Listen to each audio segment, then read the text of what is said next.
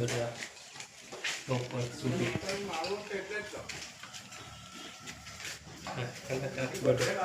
બનાવવાનું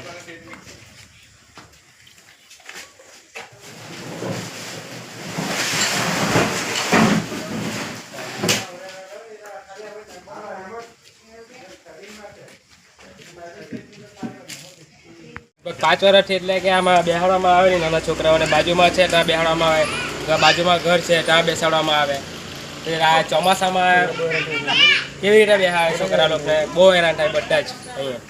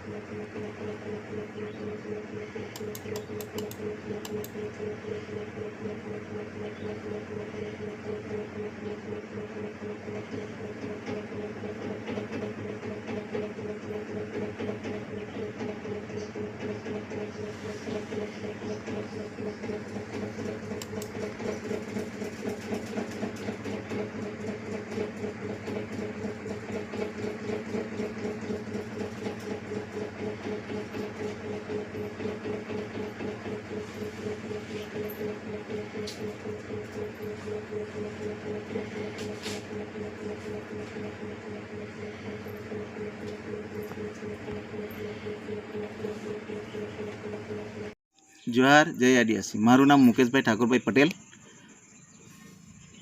गाम टीगरा, तालुको जिल्लो वलसाड।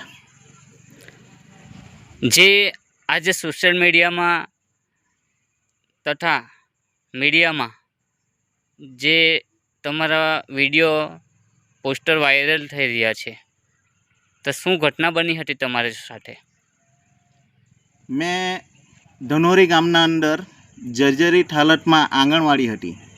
ए बारा में मने गामजनोए बोलावेलो अने गाम में मैं गयो ने जोयुं अने तपास करी तो एकदम जर्जरित हालत में छे। त्यारे मने एम थयुं कि आटली बधी जर्जरित हालत में तो कोई ध्यान ज नथी।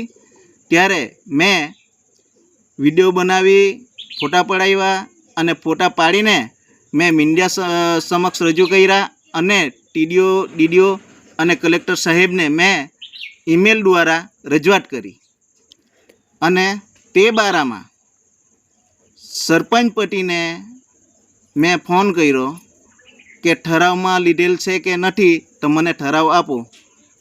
तो सरपंच पटी सीधो 15-20 मिनिट पछी मारा घरे आव्यो अने आवीने मैं एने प्रेमथी मारा घरे बोलाव्यो अने घरमां बेसाड्यो अने गमे तेम बोलवा लाग्यो, गाळागाળી करी अने मारो कलर पकड़ी लीधो।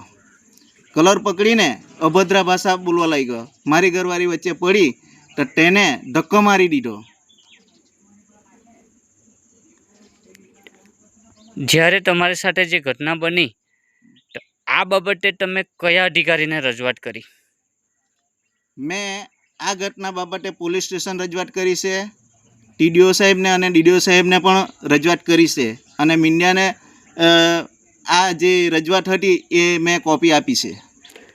जे हता सरपंच श्रीना पति, हाले सरपंच कोण छे?